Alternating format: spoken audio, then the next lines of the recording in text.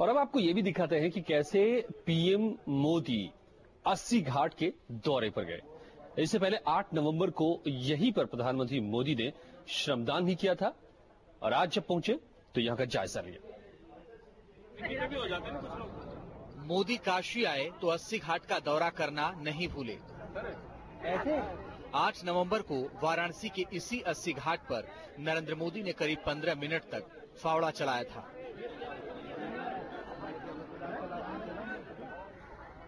करीब 1.5 महीने बाद मोदी ये जायजा लेने पहुंचे कि आखिर उनकी मुहिम का कुछ भी असर हुआ है या नहीं। मोदी ने खुद गंगा के तटों को देखने के बाद यहां पर काम करने वाले गैर सरकारी संगठनों की जमकर तारीफ की। जो काशी की पहचान है वो मिट्टी में दबे पड़े थे। नवंबर में जब मैं आया था तो मैंने यहां पर श्रमानुभव का कार्यक्रम प्रारंभ किया था, लेकिन बाद में लोगों ने, सामाजिक संस्थाओं ने, नगर निगम ने, सरकार ने इसे एक महत्वपूर्ण कार्यक्रम माना और आज हम देख रहे हैं कि सफाई के कारण जो घाट कभी मिट्टी के ढेर थे वो अपने पुराने सौंदर्य के साथ मां गंगा के सामने प्रस्तुत है। तस्वीरों से साफ है काशी में घाटों की सफाई के काम पर खुद नरेंद्र मोदी की नजर है। 80 जैसे काशी में 84 घाट हैं जिनकी सफाई अभी करनी है। ये काम आसान तभी होगा जब प्रधानमंत्री गंगा की सफाई के मिशन में पब्लिक को भी जोड़ने में कामयाब होंगे।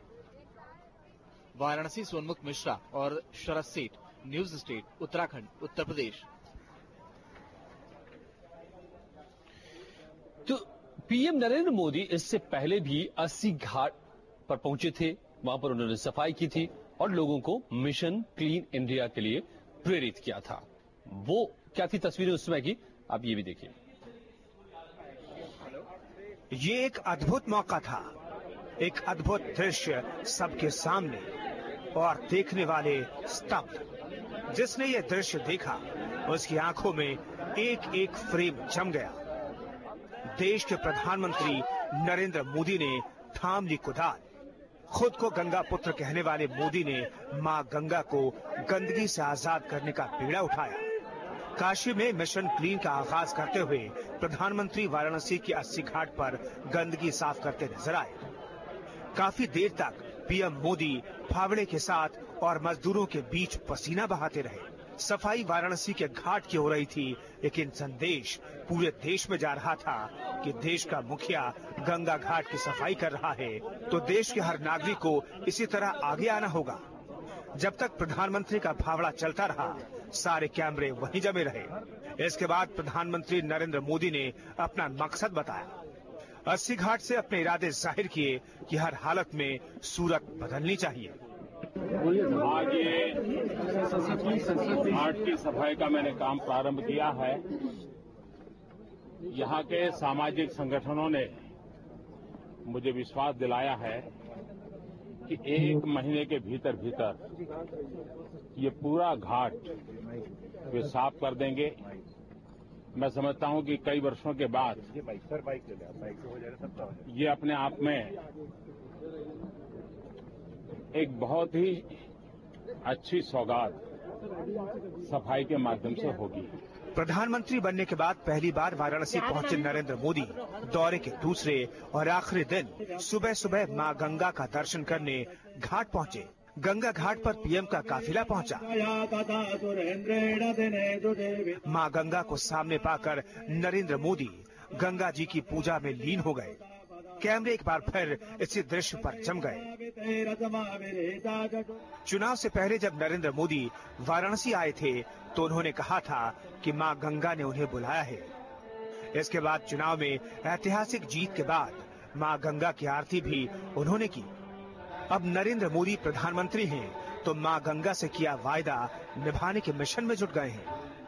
वाराणसी से विनोद मिश्र, न्यूज स्टेट, उत्तराखंड, उत्तर प्रदेश। फिर एक बार मैं आप सबको प्रणाम करते हुए आप सबका तो वाकई मां गंगा को हर तरह से साफ करने के लिए और पूरे देश में अपने सफाई अभियान को आगे बढ़ाने में मोदी लगातार कुछ न कुछ करते नजर आ रहे हैं। आज भी जब काशी पहुंचे तो यहां पर मिशन क्लीन इंडिया को गति देने के लिए मोदी ने 9 बड़ी हस्तियों को नॉमिनेट किया। फिर एक बार कुछ लोगों को मैं नॉमिनेट करने जा रहा हूं आज। इस बार व्यक्तियों को भी नॉमिनेट कर रहा हूं और कुछ संस्था और संगठनों को भी नॉमिनेट करता हूं। और वो संगठन और संस्था ऐसी हैं कि जिनकी अपनी बहुत बड़ी ताकत है और वे बहुत बड़ा योगदान दे सकते हैं। गंगा के 80 घाट से नरेंद्र मोदी ने 9 और लोगों को सफाई अभियान के लिए नॉमिनेट किया है। खास बात यह है कि इस बार मोदी ने मुंबई के डिब्बे वालों को भी मिशन क्लीन इंडिया से जोड़ा है। मुंबई के डिब्बे वाले जो भोजन के डब्बा पहुंचाते हैं, बहुत बड़ा संगठन है और एक समर्पित संगठन है। मैं उन सबको भी निमंत्रित करता हूं कि वे भी इस काम में हमारा हाथ बटाएं। प्रधानमंत्री का यह बयान सामने आते ही मुंबई के डिब्बे वालों में खुशी की लहर दौड़ गई। लोगों ने एक दूसरे को मिठाइयां खिलाई और सफाई अभियान से जुड़ने का संकल्प लिया।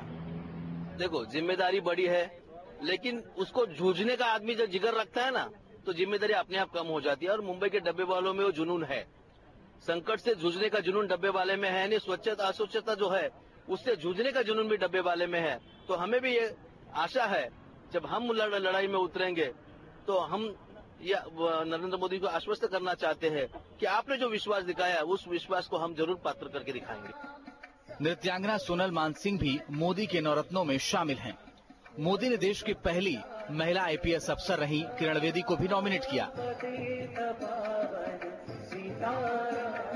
नागालैंड के गवर्नर श्रीमान पद्मनाभ जी आचार्य,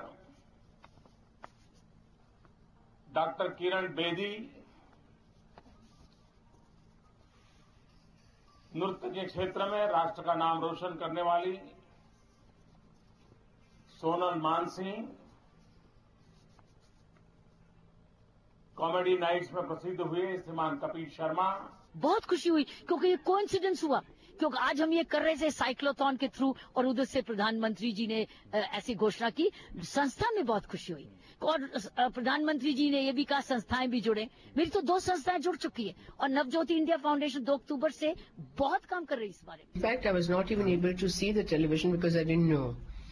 And only when the channels started calling and friends started messaging, I said, "Oh wow, great! I'm so grateful. I'm so grateful that he has thought of bringing in people from diverse fields, and that is where he has also thought of people from art world." Theatre में पैसा नहीं था उस time पे जब हम लोग करते थे, आपको पता होगा अमृतसर में है?